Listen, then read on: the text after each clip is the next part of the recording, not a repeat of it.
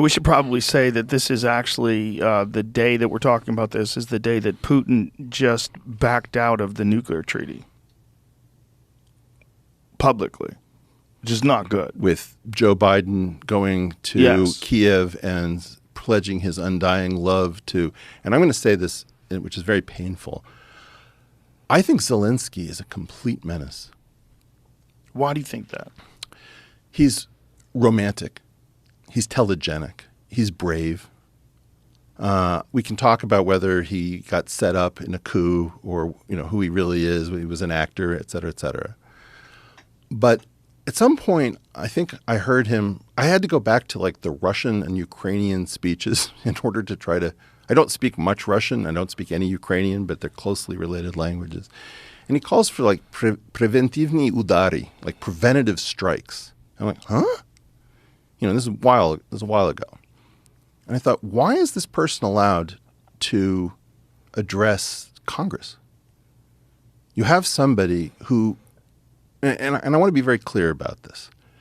I really find it disgusting what Vladimir Putin did invading Ukraine.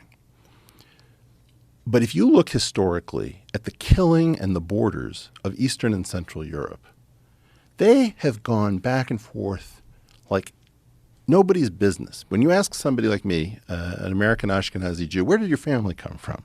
You always get the same weird response. It's like, oh, it was a part of Belarusia that went back and forth between Poland, Ukraine, Moldova, Lithuania, because it's fluid, right? And so when we say, we respect the territorial integrity of Ukraine, we were fighting right now in Lvov, like the Ukrainians were fighting in Lvov, 8 seconds by hypersonic missile from Article 5 territory since 1999 in Poland. And I realized how crazy we got. I was in Providence, Rhode Island with my son, and I get this alert on my phone, and it says, 2 people are dead in Poland with a presumptive strike by a Russian missile. I'm thinking, did I read 2 Polish people dead in an Article 5 full NATO member since 1999 with a Russian missile? Because I knew we were fighting way too close to this border. Now, by the way, if I say Lvov, everyone's going to correct me and say, no, Eric, it's Lviv. It's like, no, these cities all have multiple pronunciations. I always thought of Lvov was a Polish city, not a Ukrainian city. And ironically, I believe Lvov is the birthplace of Stanislaw Ulam, who came up with the Teller-Ulam thermonuclear design. So we're talking about some of the world's smartest people on some of the world's bloodiest, most disgusting, most beautiful land. Have you ever been to Ukraine? No. So my family basically is scattered, was scattered throughout the shtetls of Ukraine, and I've been over there in '89. We Americans do not understand Central and Eastern Europe, period, the end.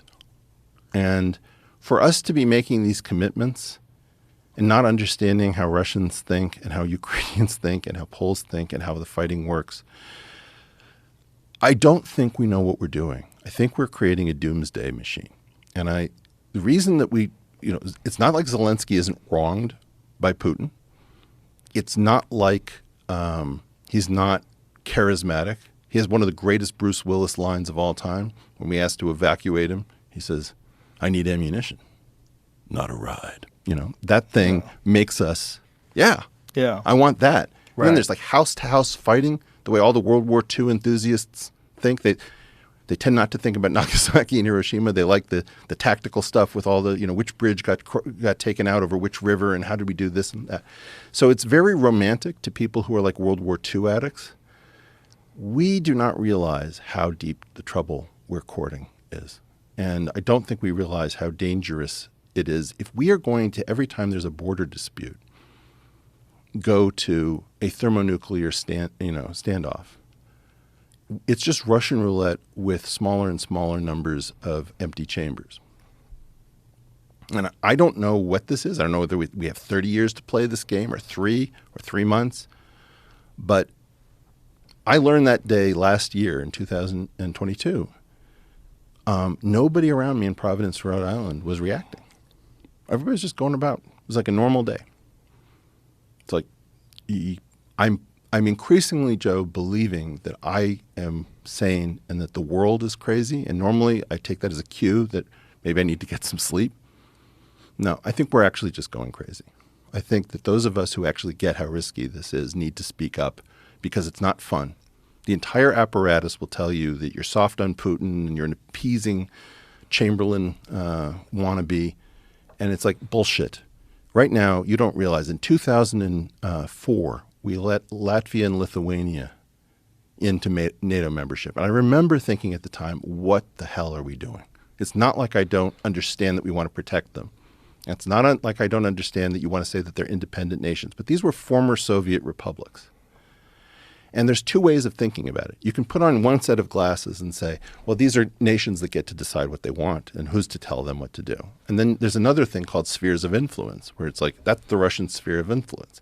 If you are not playing with both of these sets of lenses, you're not playing the game. And the number of people who just have one set of these glasses on, right? They're only seeing the infrared or they're only seeing the ultraviolet. It's like, no, you need to oscillate back and forth and understand what you're doing. So I think Zelensky, and I'm scared to say this because I know I'm going to get just nothing but hate. We created a situation by pretending that we didn't understand the spheres of influence glasses. We very well understand the sovereignty glasses. And we are now creating a doomsday machine that we do not understand. And the world is going to go multipolar, and we don't have the skill to play this game, period.